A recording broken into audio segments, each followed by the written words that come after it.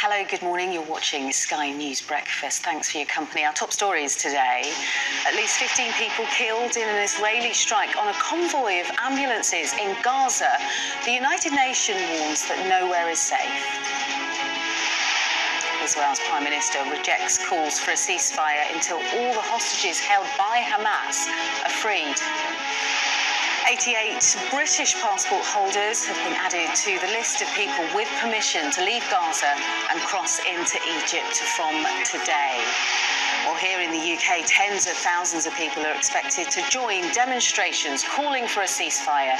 The chief rabbi has accused pro-Palestinian protesters of standing alongside extremists. An earthquake has killed more than 100 people in Nepal. The tremors were so powerful they were felt in India's capital, that's 500 miles away.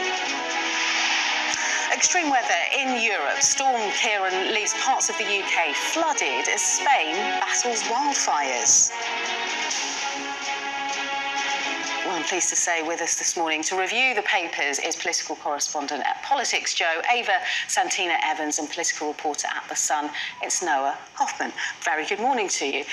A lot of the papers have very different headlines this morning, but obviously many of them touching on marking the ceasefire or the calls for the ceasefire, and The Guardian leading with that on their front page, Ava. Yeah, so this is Antony Blinken, as we said earlier. So he has travelled to the Middle East. He was in Israel yesterday. He's going to be he's going to be all across the Middle East over the next couple of days, calling for a ceasefire, calls that Netanyahu has ignored, and has said that he's going to use full force still on the Gaza Strip because until Gaza give up the 240 hostages that are still in the region. Yeah, and Noah, obviously, there are calls from the United Nations, from countries like Spain and Brazil, to call for at least this pause for humanitarian aid to move through that Rafah crossing for doctors, for emergency workers. Yeah, so the likes of the US and the UK are calling for a humanitarian pause so that very desperately needed aid can get through into Gaza. I think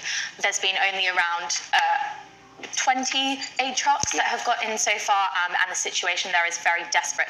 So there are these calls for that pause. However, the UK and the US are very clear that the pause will be just that, a pause, not a ceasefire, because Israel has a right to defend itself, and a ceasefire really would just leave both the Palestinians and the Israelis with the status quo, and the status quo is not working. In 2014, tensions flamed up, there was war, there was a ceasefire, and then we had the horrific October 7 terrorist attacks that saw babies slaughtered, women raped, scenes that are undescribable.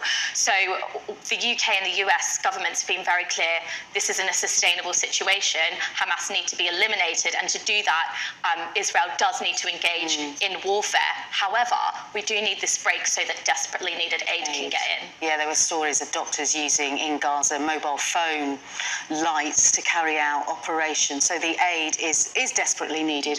This is from the Mail, actually. It's the family of Hamza Yusuf, his mother-in-law. They have moved through that crossing today, which will be huge relief for him, but for millions of people that are left behind, it's going to be a tough journey, isn't it? Yeah, I mean, the devastating news from the First Minister of Scotland, I mean, this has been going on for the last few weeks now. He's not been able to reach his in-laws on multiple occasions, and he's really kept the UK up to date with actually the state of what it's like to be in the Strip.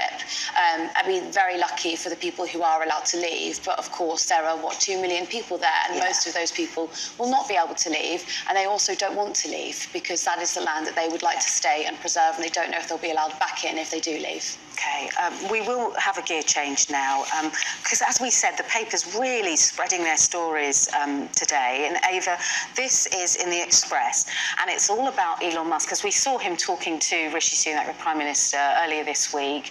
Quite bizarre in many parts. But what Elon Musk is talking about is actually that AI could eventually mean that we don't need to go to work. Yeah, I mean, this absolutely extraordinary interview that took place between Rishi Sunak and Elon Musk, it was probably a lot of softball questions were being thrown at him, and many commentators suggested this might have just been a job application from Sunak for once he's done being Prime Minister, he goes off and works in the tech business with Elon Musk. But, so this is the story about AI, and Elon Musk is bang on. AI will take over most of our jobs. Humanity, in the near future. Humanity, I mean, it's very fair to say. But what's interesting is now the government looking at how this can be incorporated into basic systems. So there is a call for AI to be used to process the backlog of asylum seekers that is absolutely astronomical, and also to process benefit claimants. But, AI is only as intelligent as the information you feed it. And so there'll be questions over what kind of processing or what kind of process will be given to, to mitigate asylum seekers. And of course, Noah, if you don't go to work, you simply don't get paid. So this doesn't really work right here, right now, does it? Well, that's normal folk, let's say. Yes, it opens the door to some really, really interesting conversations that no doubt are happening behind the scenes in Whitehall right now. Ideas like a universal basic income, which may have sort of been brushed off as, I don't know, a sort of socialist idea at one point, is actually something that politicians of all stripes will take quite seriously, because in a world where there aren't enough jobs, how does capitalism work? How does the economy work? So big questions there. I do think Rishi Sunak pushed back a bit on Elon Musk's suggestion that no one will have to work. I think he was a bit taken aback by it, and he shouldn't be, because Elon Musk is very clear about his views. But the government has been very keen to stress, and ministers have been keen to stress, that there will be all these new jobs that come about because of AI, and not to give up on the idea of working, this very Tory idea yet.